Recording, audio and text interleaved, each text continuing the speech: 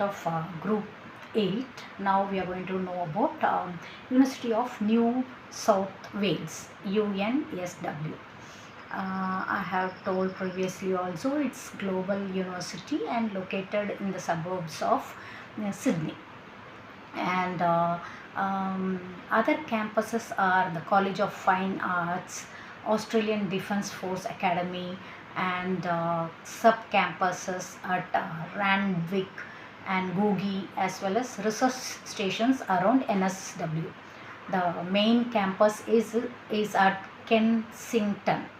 So the university claims to be acknowledged world leader in photovoltaics, HIV or AIDS research, and quantum computing. It is also famous internationally for its research in biomedical sciences, water and environment sustainability, social policy, business, law, and economics. Other popular subjects at UNSW are creative arts, architecture and construction, law, humanities, social sciences, travel and hospitalities, health and medicine. Now about University of Queensland. The University of Queensland specializes as Australia's leading research and teaching institution.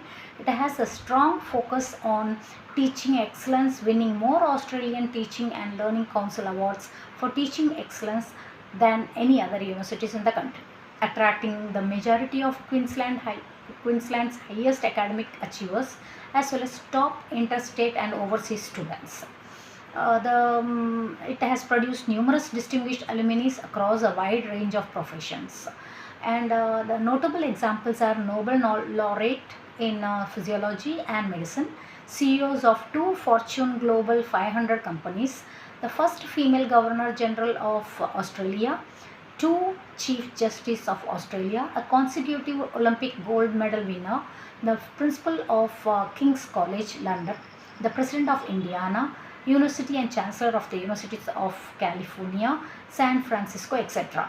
The top 5 subjects of UQ are nutrition and health, business and finance, science, engineering and computer science.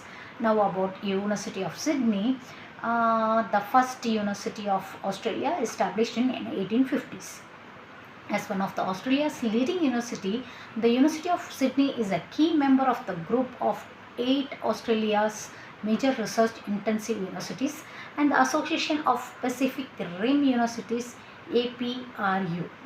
The University of Sydney offers a wide range of undergraduate degrees and puts students in touch with a world possibility through universities, international affiliations, industry and alumni and mentoring programs and innovative partnership. The university offers undergraduate programs in the following subject: health and medicine, science, technology, engineering, mathematics, business and law, humanities and social sciences, environment and sustainability, architecture and creative industries. Undergraduate students also have the opinion of completing an elective or major with a partnering faculty. For example, creatively inclined students can choose to take an elective course with the Faculty of Architecture, Design and Planning or the Sydney College of the Arts. The top subjects offered here are creative arts, humanities, social science, business management and accounts, science and veterinary science. Now about University of Western Australia, UWA. One of the Australia's leading university with an international reputation for excellence in teaching, learning and research. And here the faculties, the student here, the university has 26,000 students in faculties of architecture, landscape, visual arts, humanities, social science, business, education, engineering, computing and mathematics, law, medicine, dentistry, health science and the schooling of indigenous studies, and has produced 100 Rhodes Scholars, 1 Nobel Prize laureates and 1 Australian Prime Minister graduated from UWA.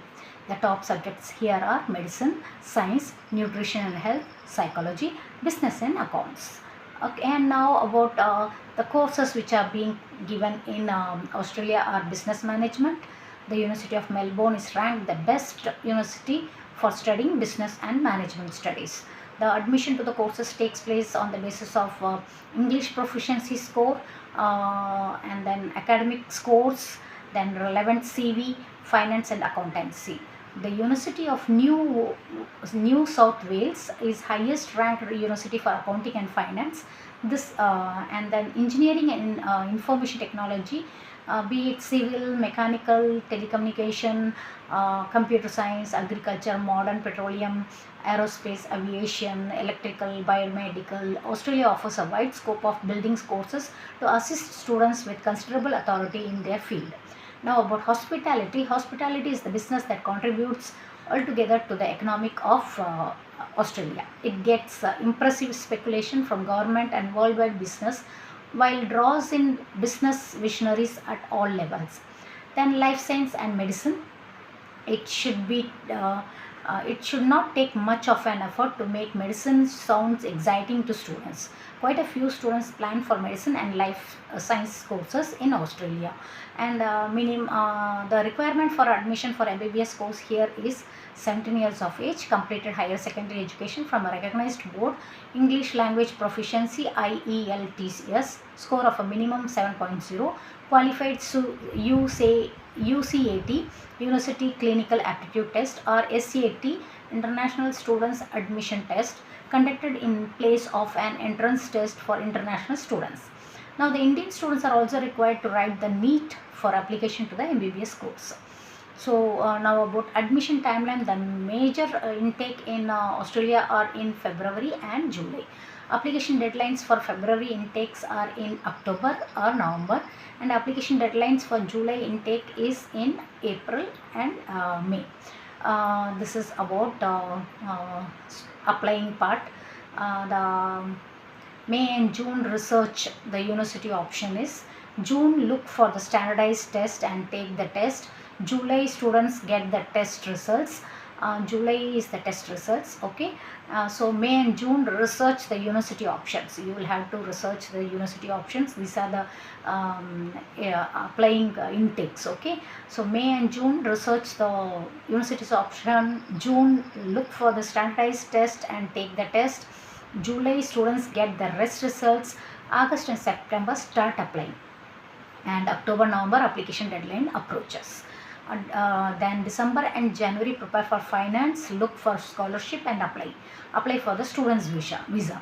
February, prepare for departure, and February March session starts.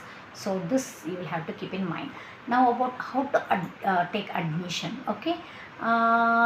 So we are about taking admission. You will have to have some steps: choose a course and university, apply.